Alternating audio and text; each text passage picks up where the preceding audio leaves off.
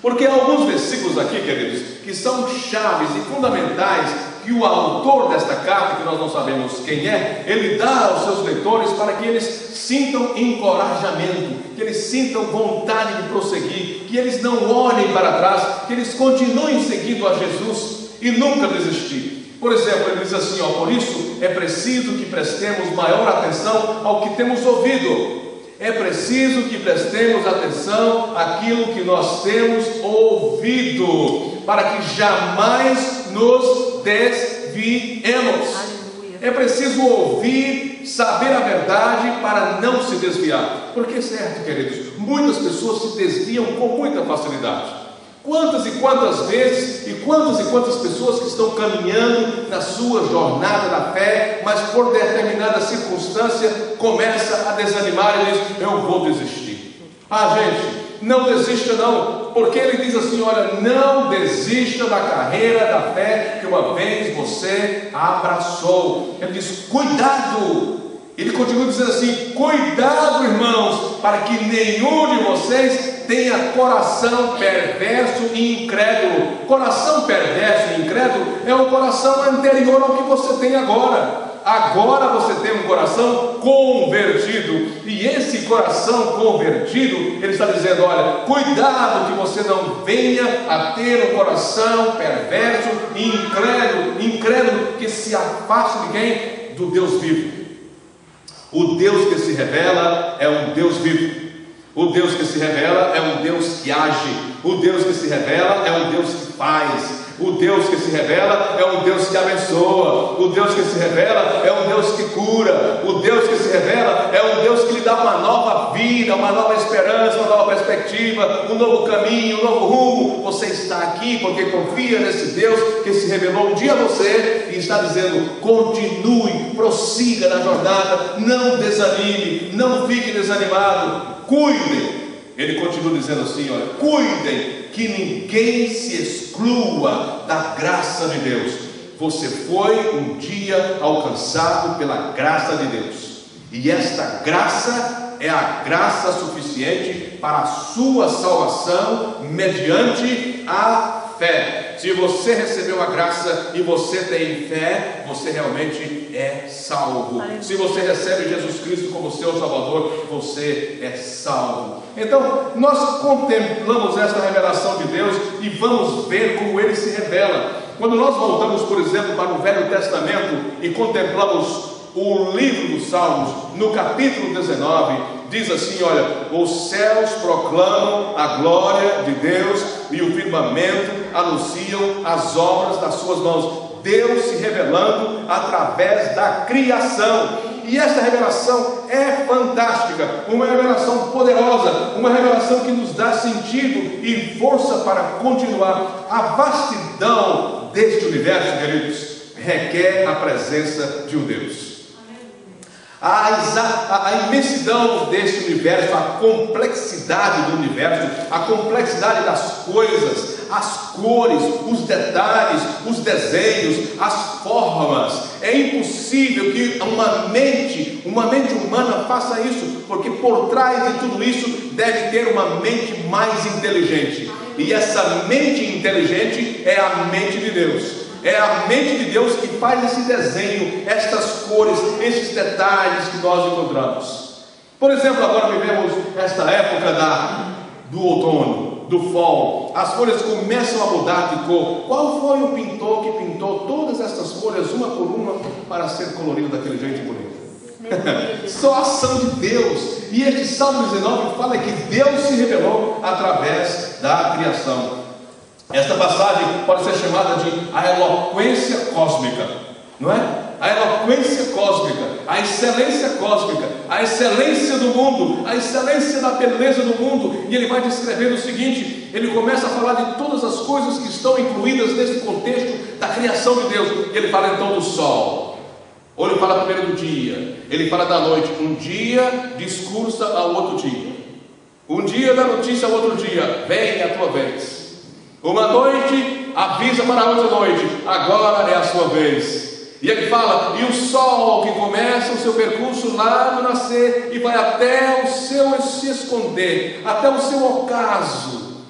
E diz a Bíblia, diz este salmo, que Ele ilumina todas as coisas em todos os lugares ao mesmo tempo. Um astro extraordinário feito por Deus. Que revelação é esta? Que Deus é esse que faz um astro tão poderoso, um céu, uma lua, estrela, para a nossa contemplação, para a nossa observação e para o nosso deleite. Somente esse Deus da revelação é capaz de fazer tudo isso, queridos. É a eloquência do cosmos. Mas quando nós voltamos para o Velho Testamento, e nós encontramos também uma outra citação aqui desta passagem, que diz, olha, falou de várias maneiras, em vários estágios, e falou também pelos profetas. A eloquência do profeta, a eloquência da revelação profética, do profeta anunciar e acontecer. Deus se revelando de maneira excelente. Mas apesar da revelação de Deus, da excelência da sua revelação, de tudo aquilo que Deus tem feito, ainda há pessoas que questionam: Deus existe? Ou ainda aqueles que questionam: onde é que está Deus? Muitas vezes nós questionamos onde Deus está porque nós acometemos de uma enfermidade, ou de um problema emocional, ou de um problema físico, ou de um problema familiar, ou de um problema de emprego, ou de um problema de dinheiro, um problema financeiro, e nós perguntamos: Senhor, onde é que o Senhor está? Deus não se ausenta do seu posto, Ele está sempre no mesmo lugar, e Ele se revela também através dos seus problemas, para que você possa sentir a sua presença na sua vida, a presença dEle na sua vida, e você pensa: Senhor, agora, neste momento é que eu não desisto, mesmo agora passando por um momento de provação, passando por um momento de angústia, por um momento de tristeza, por uma fase ruim na minha vida, eu não vou desistir, porque Tu és o Deus da revelação. Então nós temos algumas perguntas aqui. Um Deus que está sempre presente. Que interesse é esse de Deus de estar presente no meio do seu povo? O desejo de Deus estar no meio do seu povo é o mesmo desejo que nós temos hoje, nesta noite, de estar aqui neste santuário. O desejo de comunhão.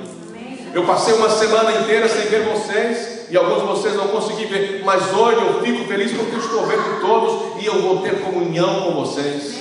Nós precisamos ter esta comunhão com Deus. Ele deseja esta comunhão, assim como nós desejamos a comunhão uns com os outros. Precisamos desta comunhão, dessa interação. Nós precisamos estar juntos para fortalecer o corpo de Cristo. Como nós ouvimos aqui com a equipe de louvor, Ele é o desejado de todas as nações. Ele é o querido de todas as nações, é aquele que eu almejo. Como seria bom que no seu coração você colocasse esse desejo: Jesus, eu te quero, Jesus, eu te desejo, Jesus, eu te amo, Jesus, eu te sigo, eu vou ao teu encontro, porque o Senhor veio ao meu encontro quando eu estou precisando. Tu és um Deus presente, não és um Deus ausente, mas um Deus que se revela e que se faz conhecer na minha existência. Como é bom saber disso. É bom começar estas semanas dizendo: Senhor, eu te agradeço porque hoje eu tomei conhecimento de que Tu és um Deus que se revela na minha vida e não vai me deixar cair. Olha só, por isso é preciso que prestemos maior atenção ao que temos ouvido, para que jamais nos desviemos.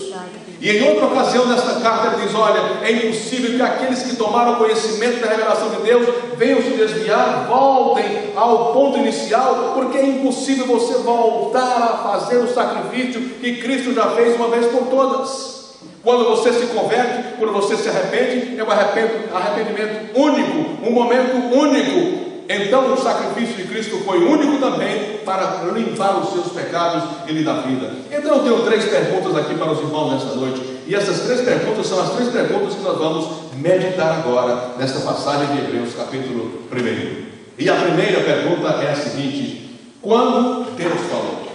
Quando foi que Deus falou? A resposta está aqui, ó.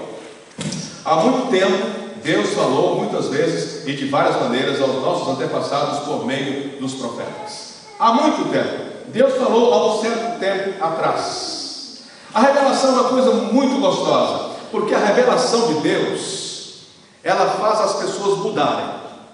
É interessante, quando eu recebo e quando eu conheço, quando eu percebo a